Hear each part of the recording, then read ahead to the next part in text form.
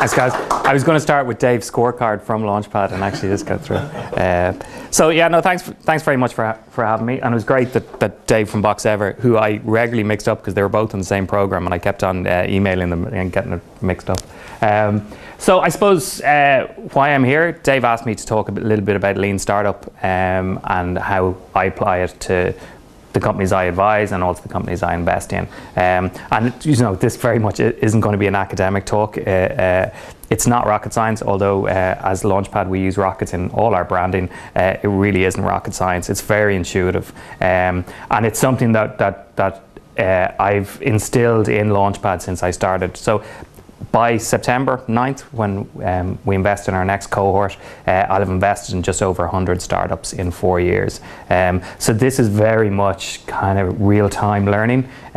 Even the whole Lean Startup movement was probably only really in gestation, probably about 12 months by the time I started to apply it to my first Launchpad. That whole movement has evolved. It's an open source movement, so none of what I'm going to tell you today is proprietary in any way. It's out there, so I'd really suggest you engage with the books, you engage with the bloggers, and you engage with the community. I think across Dublin in the startup community as well, you're going to see more and more proponents of it. The NDRC Launchpad approach, as I said, over the last 4 years and 100 startups, this is my take on it. So really it's how to build a startup. So at the beginning, I'm sure all of you have ideas for a startup. Next stage, you know, once you have your idea, which unfortunately is 10 a penny, it's valueless unless you actually do something with it. So it's really about what you do with that idea and moving it forward. For me, as an investor, the next thing we would look at, and we would hope that you would be looking at very early, is the size of the opportunity. That's back of the envelope stuff, that's Googling it. Really to understand, is this a big market? Is it a small local market? Is it a social entrepreneurial endeavor? Whatever it is, and everything about Lean Startup can be applied to any types of business, not just technology, not just for profit, but you need to understand what size of opportunity it is for you, because that will bring you down various different paths based on that. Once you understand that, it's the business model, so how are you going to make money, and then on the far side it's your customer stuff, so finding out who those customers will be and then validating that they will actually buy your product. For me, it's really split down the middle. This is all theory. This is stuff you do at home, you do in the library, you do at your desk. You know, it's nice stuff, but until you move over here and actually start doing something with it, to me, this is relatively meaningless. So the most important thing is the customers. So getting out and talking to customers as soon as possible, understanding that they actually have something worth fixing, and more importantly, that they'll actually are willing to pay for that, or there is some method for you to monetize that problem that they have. This goes to the heart of what we believe in Launchpad, is that most companies will fail because of lack of customers rather than anything whatsoever to do with product development. A lot of the people that we invest in tend to come from an engineering background or a technical background, and they obsess about the product.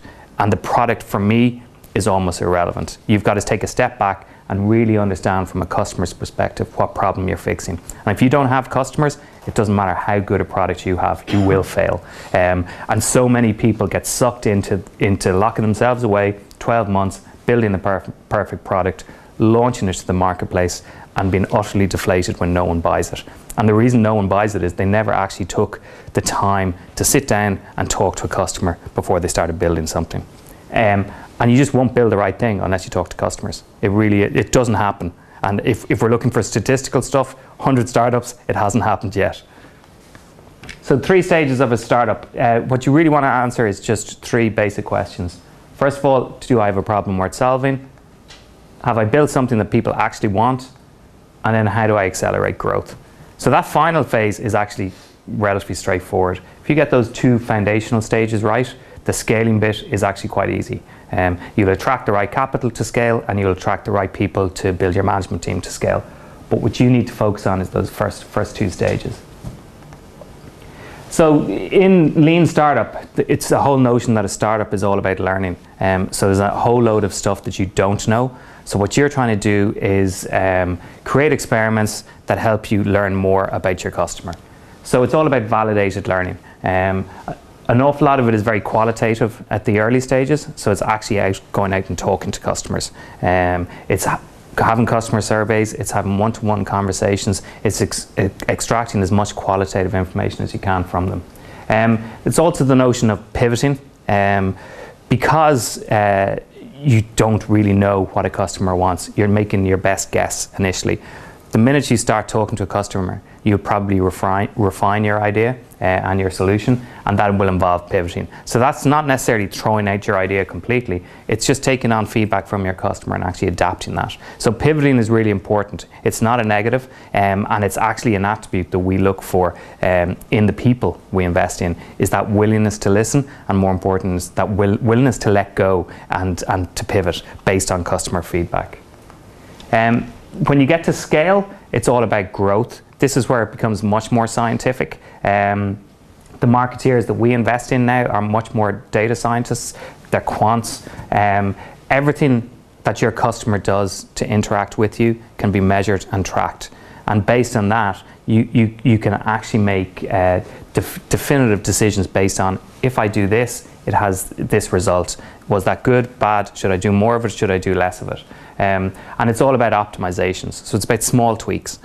So you've got the foundations right, but really to explode your growth, you want to focus on just very small changes that have a huge impact on the bottom line of your company. As I said, it's all quantitative. This is where marketing has moved much more from art to science. And it's a big change that we're seeing. We're seeing the most successful companies are the companies that focus on metrics, that are tracking the right things for their business, understand firstly what is important to track for their business, then to track them, and then to make decisions based on hard data. So for me, a startup is a search for a scalable and repeatable business model. A lot of times people think a startup is about the product, it's about what I build, it's about what I sell. It's much more than that. An easy way to do it, and a tool that we use all the time, I don't know if you've come across it, is the business model canvas. So this is really just a one-page diagram of your business. These are all the key blocks that you need to focus on to build a scalable business. This helps and makes it much more simple, so you don't have to iterate through a 30-page business plan all the time. So it's a little bit hard to see. I'll leave Dave with the slide deck, but again, if you Google business model canvas, you'll find a number of authors who have written stuff. So this was based on Alex Osterwalder's research with the business model canvas. We've adapted it using the Ash Moira lean canvas, which is focused much more on digital technologies. But this is a tool that can apply to any type of business. So over here you start on what are the top 3 problems. So the only way you can do that is by going out and talking to people. You can make some initial guesses yourself, and usually what happens is people scratch their own itch first and say, well, I have that problem. So now what you want to see is, do many other people have that problem? But you want to break it down and just focus on just the really top 3 features that are really, really representative of that problem. Then you can start looking at the solution. So this is making sure that you align these. So what are the 3 features that reinforce that and actually fix that problem? Over here is your customers. So who those customers are. Most importantly is your path to customers. So how do I reach them? Most businesses actually struggle with this, because if they can't acquire customers at the right price, they'll just go out of business. So there's a lot of stuff you can do at a very early stage just to make sure that you can reach those customers. Your unfair advantage up here, probably one of the hardest boxes to tick. Some of you guys might be coming with some deep IP, so that might be defensible. Probably 95% of the businesses we invest in, the IP is irrelevant. You're either too small to defend it, or there's ways of working around it. It's usually around your team, your domain knowledge, something that another company just doesn't have. It could be your access to potential early stage customers as well. So a lot of it is around the learning that you can extract from your customers, how you package that up into something that's defensible. Around here is your metrics. So this is the type of stuff you need to track to be successful. And then down the bottom is your financials. So your costs and your revenue models. So the way we use this is you sit down and you just populate it with assumptions. So your best guesses. And when you do that, you then say, okay, and I assume that this is probably how you run experiments in your own research at the moment. So you make some assumptions, you make a hypothesis, and then you agree, how do I go test that hypothesis?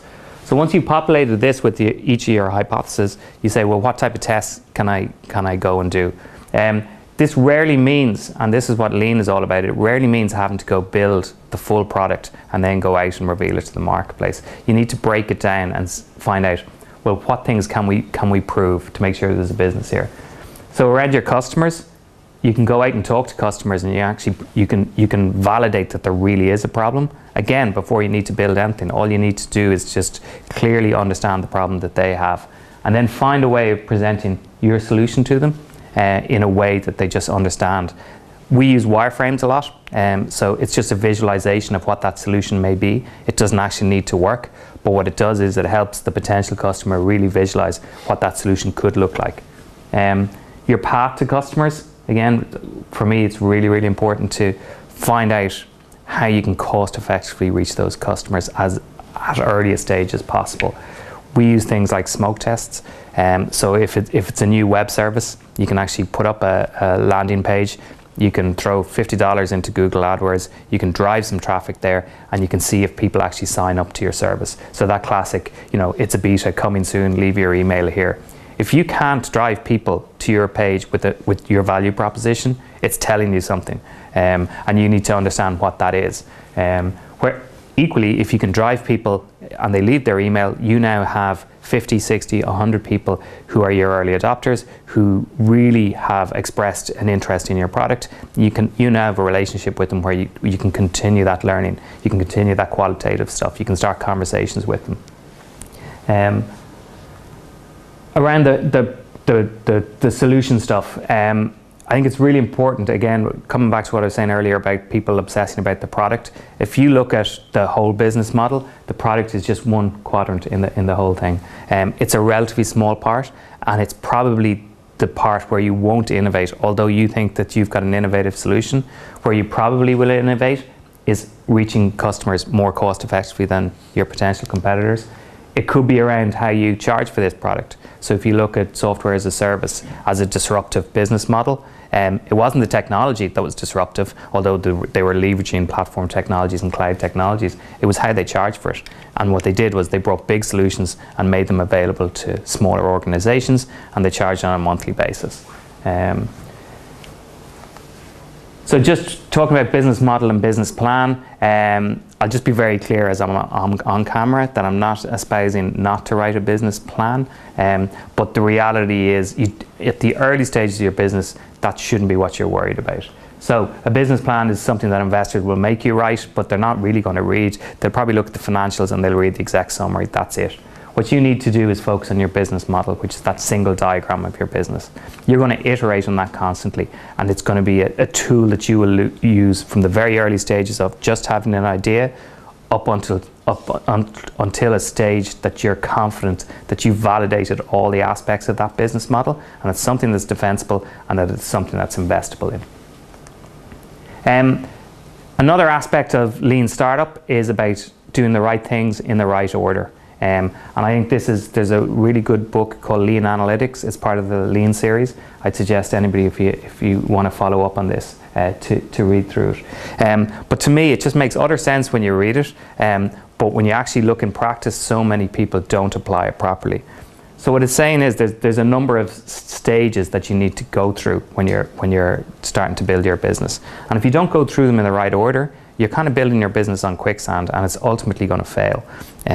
So the first stage is empathy. So it's really talking to customers, making sure that they really do have a problem, that they empathize with the solution for that, and that they're willing to pay for that. The next stage is stickiness, so that you have something built, it's a minimum viable product, but those customers are using it the way you thought that they were going to use it, and they're using it as often as they should, so they keep coming back to that product. That's showing you that they really, really do value your product. The next stage is virality.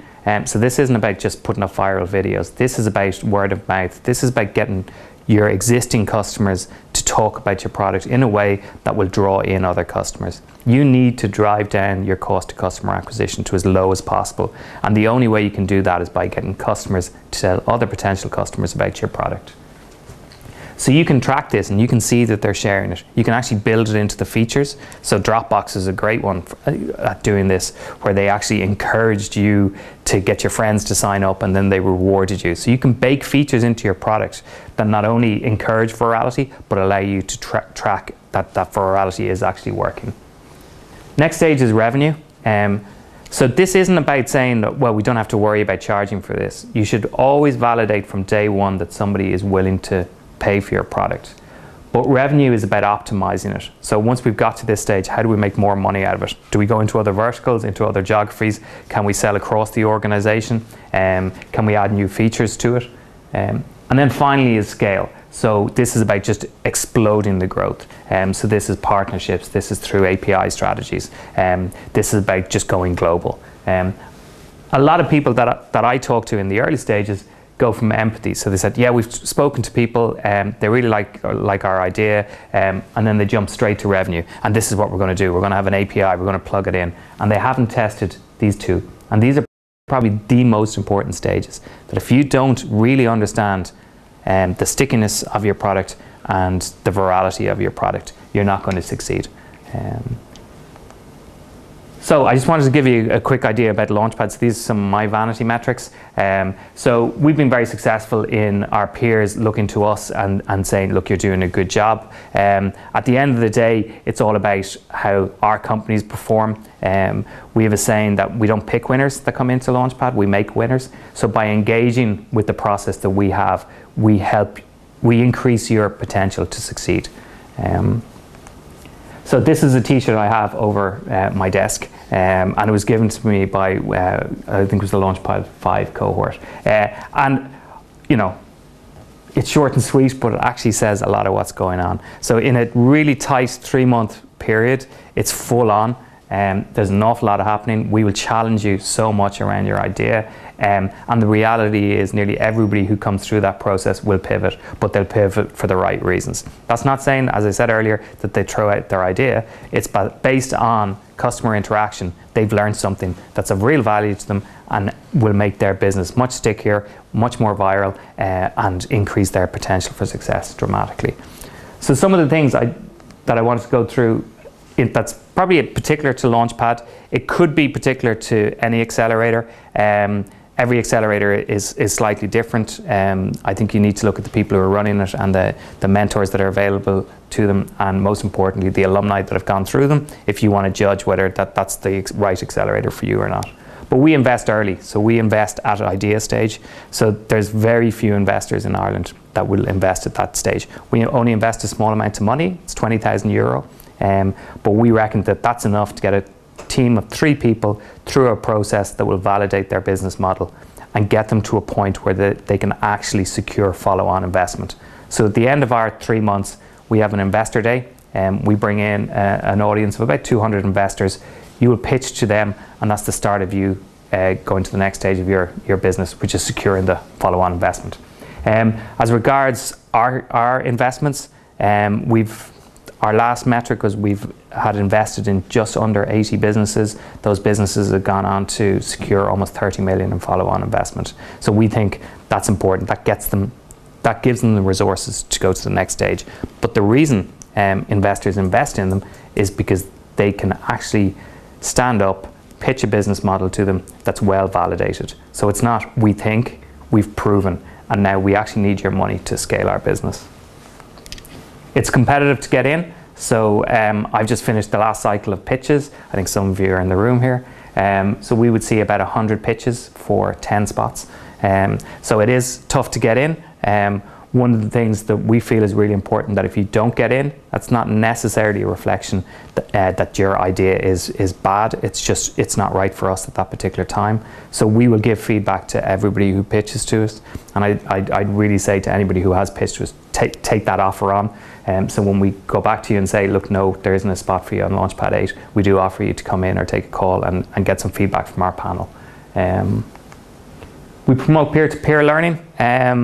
This is something that's really important to me, and it's probably one of the biggest intangibles on any accelerator. but you're part of a cohort. We'll have 15 startups in the next cohort. You're in an open plan room. There'll be upwards of 40 people who are all in the exact same situation as you, which is trying to build a really successful business. The energy in the room is amazing. The peer support from the other startups is absolutely fantastic. We try and nurture that and encourage that as much as we can. But you will find, if you're on Launchpad, that the startup beside you will probably give you some of the most insightful information about your product.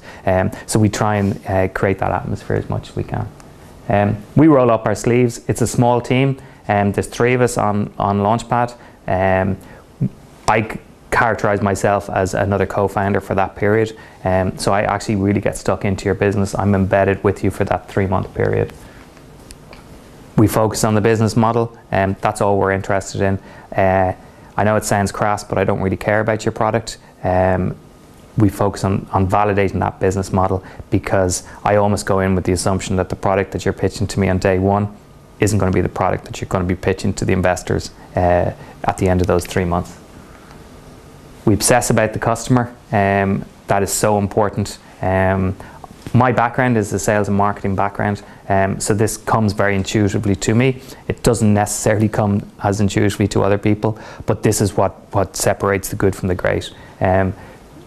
Really understanding your customer, more importantly, valuing that experience that customer has, and being the champion for the customer within your organization as the CEOs in a startup role is really, really important.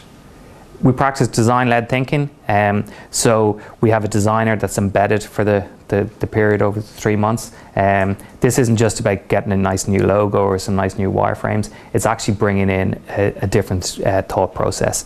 It's helping you look at problems and challenges creatively. It's giving you the tools to think about things differently. And we eat our own dog food, so we're on our 8th Launchpad now. Not one Launchpad that we've done has been the same as the previous one. At the end of each one, we look back and see what worked and what didn't work. We double down on the stuff that really did work, and we start looking and understanding why stuff didn't work, and we try and improve it. So we're constantly iterating, and so we expect the startups that we invest in to go through that same process as well. But you're in an environment that supports that leads by example as well. And then, most importantly, we surround ourselves by the best mentors, the best entrepreneurs and investors in the country. We have an open door policy. Every week we have entrepreneurs coming in who just share their stories with the entrepreneurs. The great thing about being an entrepreneur is that you want to give something back to the entrepreneurs that are coming up behind you. It's actually quite a fairly intimate atmosphere. So there's 40 people in a room, and an entrepreneur standing up there and telling you what worked for them, what didn't work for them, why they failed, why they succeeded, but in a very open and honest way. And they're doing it because they want you not to make the mistakes that they made. There's some great one-to-one mentorship that develops out of that. We bring in those entrepreneurs based around the particular cohort that we have. And over the 7 Launchpads as well, we've built up a really big reputation, both locally and internationally, with investors. They view us as qualified deal flow. We're a very important part of the investment value, or the value chain in the investment ecosystem here. So we spot those very early stage ideas. We spot those great people, really talented people. We do some work with them, and then we present some really well validated opportunities to people who can fund it to the next stage. So we're working with angel investors, with the institutional VCs, with the banks, with international VCs and international angels as well. So we would see probably 10, 15 international people flying in for our investment events now. That's really it. So it was kind of short and sweet. So I suppose at a high level, what I want to say is lean startup methodology. It's simple, it's straightforward, it's intuitive, it's proven that it works. It focuses you on the right stuff. It gets you to focus on the right stuff in the right order. And without a doubt, my experience is that it dramatically improves the potential for you to succeed in building a business.